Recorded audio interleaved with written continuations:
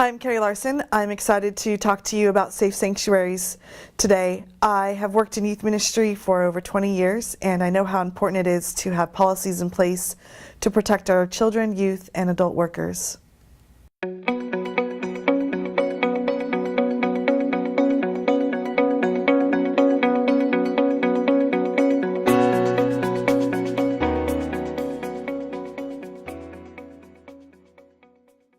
We're here for Safe Sanctuaries training, and what better way to open up our workshop than with prayer. So let's go to God. Gracious and most merciful God, you have brought us together in witness to your love for our youth and children. Open up our hearts and minds to hear the words of keeping our volunteers, our children, and our churches safe. Show us how to open up our minds and fill us with the knowledge that and the courage to step forward and place policies in place to ensure our safety. God, we thank you for all of the leaders in this room, and I just ask that you bless our time of conversation, of learning, and bless our morning. In your name we pray. Amen. So we're told by Christ to welcome children, and in doing so, we are welcoming God himself. Matthew 18 speaks about causing a child to stumble.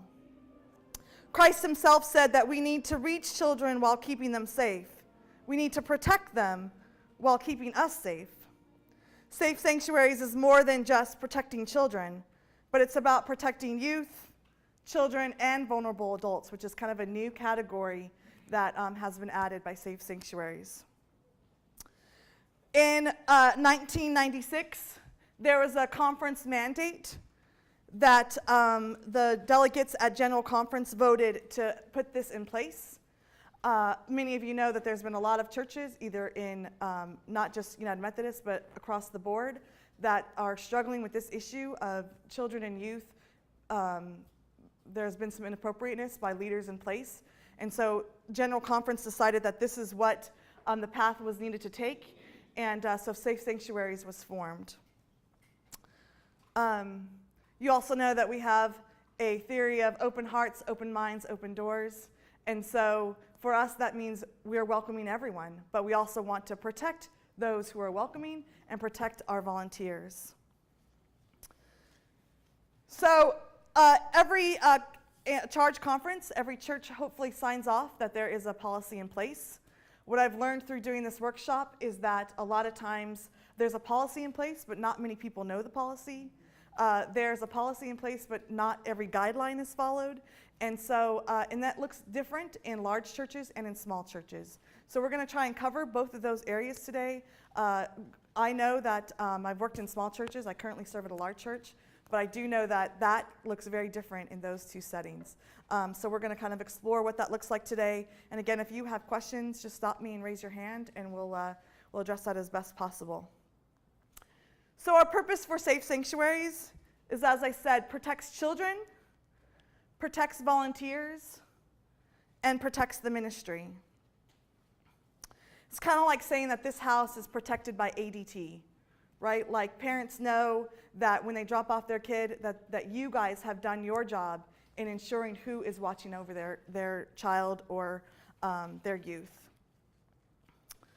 Let's talk about some definitions. Children. Children is anyone under the age of 18. Children are birthed through 5th grade, depending on the school system you follow. Youth are 6th grade through 12th grade. So in some categories, there are youth, or 6th grade is still middle school. So that would be the difference between children and youth, right? An employee is anyone you pay. A volunteer is anyone not paid but serves in any position involving the care, custody, or supervision of minors. Vulnerable adults, those who are mentally and physically disabled, and those adults who volunteer under the assumption that the church is protecting them. So that's kind of like your outside ministries, maybe at a homeless shelter, those kinds of things. So that's the difference there. Child abuse is harm or threatening to harm a child's welfare or by means of physical, emotional, or neglect. And sexual abuse. Sexual abuse means any act that involves sexual molestation or exploitation of a child by a parent or another person who has permanent or temporary care, custody, or responsibility for supervision of a child, or by any household or family member. Sexual abuse includes incest, rape, sexual offense in any degree, sodomy, and unnatural or perverted sexual practices. This definition is based on the Maryland Code, so it may look different in other states if you go to another state. So here's the harsh reality is statistics. 3 million reported cases a year, 8,219 a day, 342 per hour, 8 per minute, and 1 every 15 seconds. I can say in my 20 years of ministry, I've known 2 churches that have been affected by inappropriateness. And it just crushes you when you see these numbers. The honest truth is that, yes, it does happen in churches, unfortunately. But that's why you're here, to safeguard and put measures into place, policies to keep that from happening. Yeah? Can you define children and youth again? So children is birth through 5th grade, depending on your county. So that's where it changes. Youth is 6th through 12th grade. So some counties may have 6th grade as middle or elementary school. So then a child would be birth through 6th grade. See the difference there? Yeah. These statistics were for sexual abuse or for every kind of? Just abuse in general. So it's just whatever's reported. You know, there's different levels of abuse: physical abuse, emotional abuse, verbal abuse. But still, numbers are too large for me.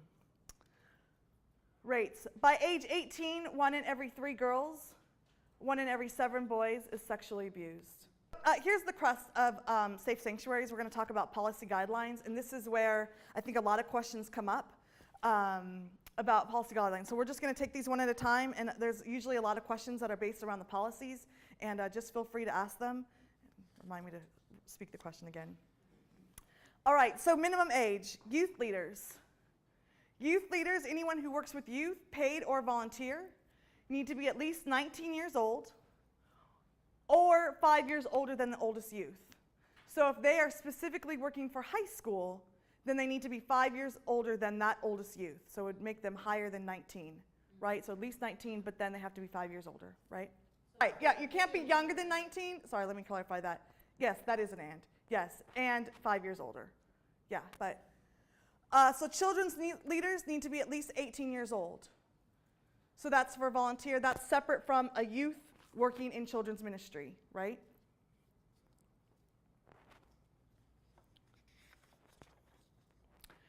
So 2-adult rule is 2 adults that are non-related. So no family members, husband and wife, those kinds of things. And I know that that is probably one of the biggest issues, because you may have a couple that comes to you and says, I want to help in this ministry, and we'll be glad to do that together. And as a leader of that ministry, you're like so excited because you just had 2 people sign up, but they count as one person. So you would need to find a 3rd person to be in that room together. Okay? So a lot of times I have found in my own ministry is that you have planned, you have done your due diligence to have 2 adults be there for Sunday school class or youth fellowship, and an hour before a parent calls and says, look, I can't come, something came up, right? So you're down to 1 person. So in that case, like a Sunday school setting, you would want to use a floater, so that may become you as a leader, or you appoint someone as a floater to just kind of check the halls, check in on the rooms and make sure that's okay. You want to establish, you want to establish like kind of a routine or a time of how often that check happens. You don't want it to be like once an hour, or you want it to be that floater is really checking in. And if you're in a youth setting, it may be about asking a parent to stay, right? That's like kind of like the desperate measures of making sure that you have the 2-adult rule, but you also want to make sure that you don't just ignore that because someone called out sick or something. I just need something clarified, is if the youth group is going someplace, bowling or whatever, Okay. and they've got the youth director, and they have two parents, it can't be two from the same family, it has to be. Correct. Has to be two. Correct. And You're counted as So one. and then there's another adult with the two parents. right, yes, That's yes. good. Right. What I was going to say to that is that they also need to be background checked, though. So it can't just be two parents who sign up to say, yes, I'll do this. They have to be background checked. And I'm understanding that anybody that works with the youth has to have a background check. Yes. Even if it's just a one-time thing. That is correct. If there is a situation where we need to have two adults and we have to ask a parent to stay, we have to get their background checked before they do. The question was if you need an adult to stay, someone called out sick, or they can't make it at the last minute, and you ask a parent to come, do they need to be background checked? So that's kind of an extreme situation. I would say that that's not the norm. I wouldn't count that as the norm. But I would say that as a youth leader, what you can do is poll your parents. Will you be driving this year? Will you be helping out? Think of your list of parents who are going to help, and then train them, right, and get them background checks so you know at least you have a list of parents that you can go to for that. If you think that even for one time that they're kind of an active parent, particularly their youth or child is an active in your ministry, I would definitely target them as far as just getting them on the list. It's easier to do it ahead of time versus playing catch up, right? The first policy in place is a two adult rule, two non-related leaders in a room, and using a floater as needed. Doors and windows, and this is a big one. Sorry, let me go back. There must be any room that a child or a youth is having Sunday school in, or a small group, or any activity, there needs to be a door and a window. So who can tell me why that would be the case? Why do you think there needs to be a door and a window? Say it again. Escaping. Okay, so escape, yes, but also for people to see in, right? So you don't want to have a small group or Sunday school happening in a place where there's no doors or windows, because then the door is closed, there's no window, people walking by cannot see what's going on. Yes? Well, that could be interpreted as a window to the outside. I think you mean that it has to be a window. Yes, in thank the you for room clarifying. From the inside. Yes, so let me clarify. That means that there is a door and a window in the door. Not just windows to the scenery outside, right? So it's people walking down the hall can look in and see what's going on in the classroom. Now I know this is a big one for smaller churches because a lot of churches don't have this. But here's the deal. You guys know this information now. And so it's all about going to SPRC, it's about going to your trustees and saying, how can we implement this? What is the plan? What are the steps that we're taking to say, this is the policy that we as a conference have adopted, and we need to follow suit, right? So it may be for the time being, you keep the door open, right? Like that's just your rule that any classroom or any setting where there's children and youth, you need to keep the door open. But there is a plan in place to get windows indoors. Right? So that's kind of like the difference there. Again, that requires trustees and SPRC and probably finance to get on board with that. But it is part of the policy guidelines. So this particularly sign-in and sign-out procedures is particularly for children's ministry. I use it for youth ministry as well. I just have youth sign in. If something happens, I want to make sure I know who was here.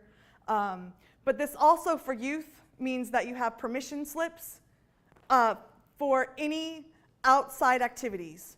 So in our ministry, we have one permission slip, medical release for the entire year. Youth sign in at the beginning of the year, that's for all on-campus stuff. Then at each additional event that we go off campus, parents sign a permission slip. And so that's kind of like the sign out, sign in procedures. It's just letting you know who's here, where are you going. For children's ministry, equally important. So, there's been cases where one parent has dropped off and there's been a custody issue, and dad comes in the middle of service, picks up, son or daughter, and this is a member of church, right? So it's not unfamiliar. It's not an unfamiliar person. It's a familiar person. Everyone, oh yeah, this is Johnny's dad. But Johnny's dad does not have permission to have custody of Johnny, right? So in your fall signups, and this is a great time to do it, is the beginning of the year, is have a medical release for kids. Who can pick up? Is it grandma? And they need to be specific. It's not just grandma, but it's Grandma Mary Jones, right? So there's also online things you can check out online. There's, in the paperwork that you'll get, there's about 4 sites, kidcheck.com, lamblist.com, Children's Church Check-in. Those are all online sites that parents can just type in. Now that's, depending on your church setting, that might be a big feat or a small feat to do. But at least some kind of procedure saying who can pick up and where kids are getting picked up from. So in our church, everyone comes in, they have a children's message, and then kids leave. So up to a certain age group, parents have to come pick up their kid. And I believe 4th and 5th grade, the parents sign a waiver saying that the kids can come down to the fellowship hall. Right? So you see the difference there? Yes. Not only the youth sign in, should the volunteer sign in too, so they know who's there that night? That's a good, should volunteers sign in? I don't have my volunteers sign in, but that's definitely an option. Definitely an option to, just, put a paper down. It helps for, numbers and those kinds of things to see who's here. For me, that's what I do. But yeah, that's completely your option, I would say. Yeah. Yes. I have a question about children who, I have a question about youth who help with children's activities. Okay. So if we have an activity at the church that's children's ministry activity, lots of kids doing crafts, things Okay. like that, and we have our 2 non-related adults that are over that are 19, the right age. Right. And say we want to have youth, 16-year-old, 15-year-old, to help with that activity. Is there anything that we need to do? They obviously wouldn't count as a supervising adult, but Right. is there It's a great anything under question. safe sanctuaries that we have to do? Right. So the question is about youth helping in children's ministry. What I do I have a youth leadership team, and so, and additionally, there's youth that are not on the youth leadership team, but we talk about this. They go through training. So even though they are not 18 and I do not do background checks, I want them to know appropriate touch. I want them to know appropriate conversations. I want them to know appropriate social media. I mean, a lot of our kids, it's surprising to me, but a lot of our kids are on Instagram, Facebook already. I mean, even below 15. And so for me, I tell my youth, here's the deal. You can befriend and friend and send pictures all you want, but you are role modeling, so you take on a different role. If you post inappropriate conversations, cuss words, whatever, then don't friend them, right? Like that, I'm working with you on that, but that's not for you to role model to them. So, but that's completely, I have a conversation with them about that. Never be in a room, rule of 3. So we go through everything. I call it inbounds with my youth, how to stay inbounds and appropriate with kids. And so there's no reason why they can't go through this because they need to know the information as well. Because a lot of times, kids will trust and confide in youth. And so they may share something that's going on at home, and that youth needs to know what to do with that information. So, yeah, great question. Any others? Okay, so we had the 2 adult rule. We had sign in, sign out, doors and windows. And sorry, I forgot this. Here's some additional resources. This is also an information that you'll get, but you can write them down if you would like. So guidelines for teacher-student ratios. Birth to 18 months is 1:3. 18 months, which looks very different in our nurseries, right? If you look at these numbers. 18 months to 2.5 years, 1:3. 2.5 to 4, 1:6. 4 years to school age is 1:10. School age to 8 years is 1:15. And 8 years and older is 1:15. Now I want to talk a little bit about the 8 years and older. If you look at a lot of, like even Rock, their ratio is a lot less lower than 15.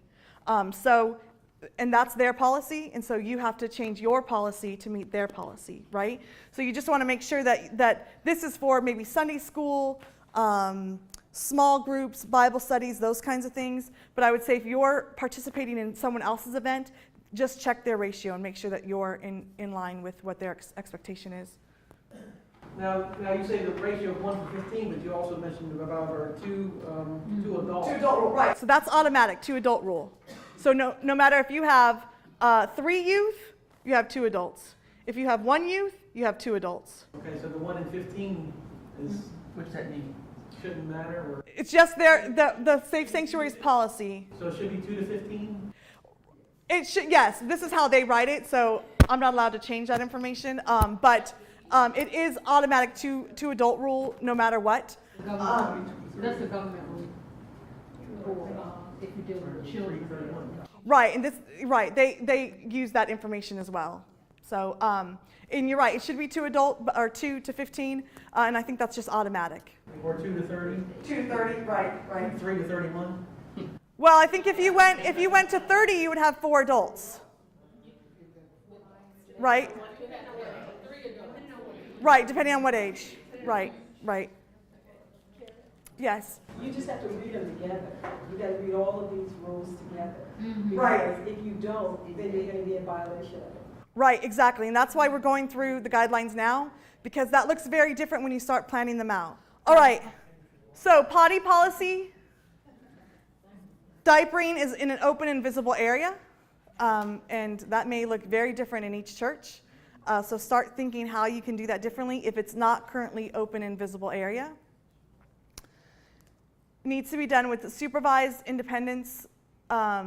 Let them ask. So if a kid's going to the bathroom, do you need help? Do you need assistance? And they may be old enough to go, no, I can handle it. Or you may know this kid and know that you just want an adult to kind of be close to the bathroom or be in that area. Complete privacy is used unless an emergency, and get parents if needed. So if there's a kid who maybe wet himself or things like that, you want to pull the parent in and not be involved in undressing kids, right? That's really what that's talking about.